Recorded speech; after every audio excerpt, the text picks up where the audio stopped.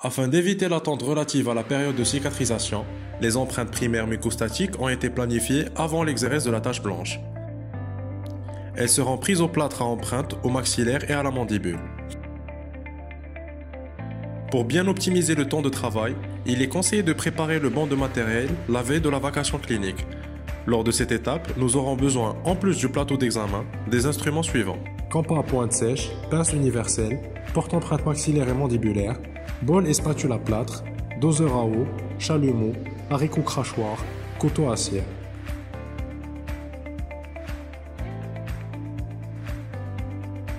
Le choix du porte-empreinte doit être réalisé avec le plus grand soin.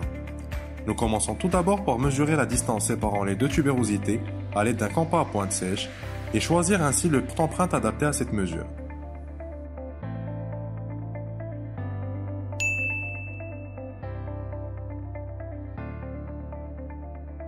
Le porte-empreinte doit tenir compte de la forme d'arcade et de la profondeur du palais. Il doit s'étendre à 3 mm derrière les fossettes palatines et englober les tubérosités ainsi que l'ensemble de la surface d'appui sans interférer avec le jeu musculaire, frénal et ligamentaire. Puisque les empreintes vont être prises au plâtre, on peut se permettre d'utiliser la cire rose pour ajuster les porte-empreintes. Elle sera déposée en sandwich et les bords doivent toujours être arrondis et lisses. La préparation du plâtre se fait en déposant d'abord 2 doses d'eau dans le bol, puis en saupoudrant la poudre jusqu'à saturation. Une couche sèche doit recouvrir la surface.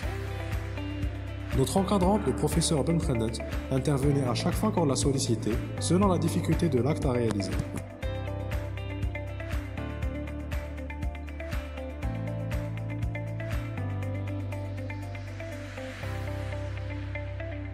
Le malaxage est poursuivi jusqu'à l'obtention d'une consistance crémeuse.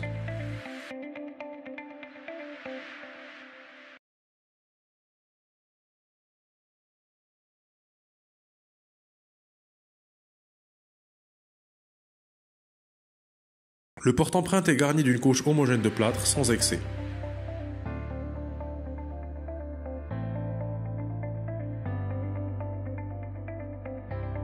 L'opérateur se positionne derrière le patient. L'insertion se fait d'abord postérieurement afin d'éviter la fuite de plâtre vers le pharynx, suivie d'une bascule vers l'avant, tout en s'assurant de son centrage par rapport à l'axe sagittal médian. Un témoin de plâtre posé dans le bol nous indique l'état de la réaction de prise.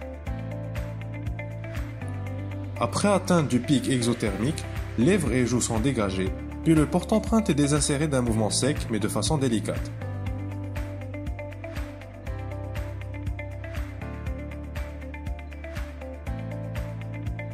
Nous remarquons que l'empreinte a repris l'ensemble des éléments anatomiques de la cavité buccale.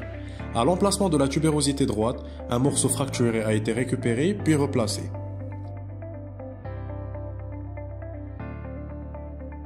Le choix du porte-empreinte mandibulaire répond au même principe utilisé en maxillaire en mesurant cette fois-ci la distance séparant les deux trigones.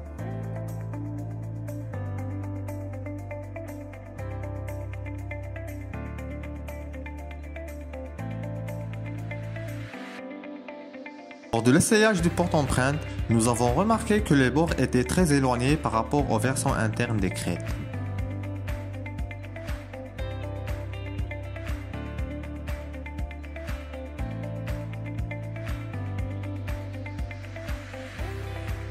Afin d'obtenir une meilleure adaptation du porte-empreinte, un bout de roulage est réalisé à l'aide d'une pince universelle.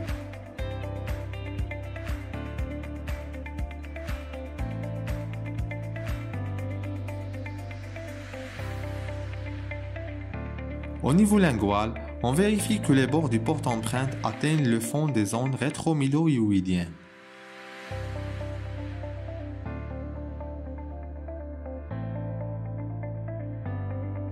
La procédure de préparation du plâtre est similaire à celle du maxillaire.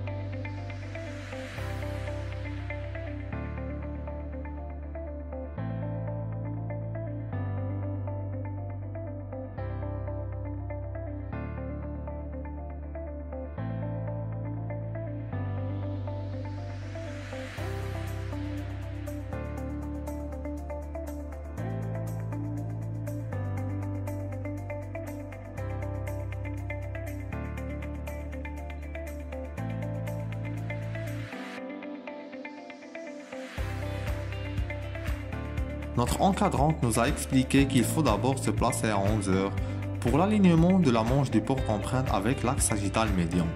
Ensuite, se rabattre devant le patient pour maintenir le porte-empreinte pendant le temps de prise du plâtre.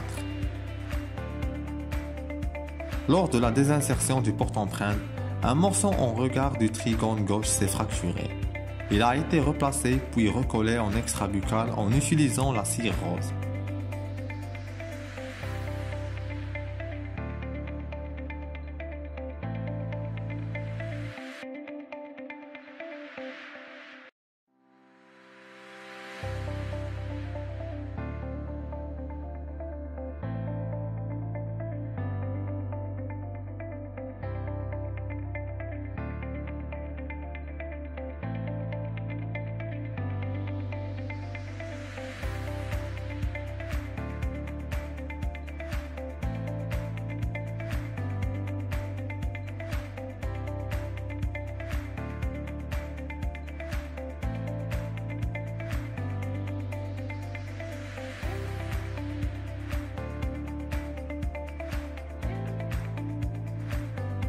Je ne mets rien entre les deux morceaux, entre l'empreinte et le morceau cassé de l'empreinte. C'est très important. Il faut que le morceau soit remis sur l'empreinte de telle façon qu'on ne voit plus presque le trait de fracture.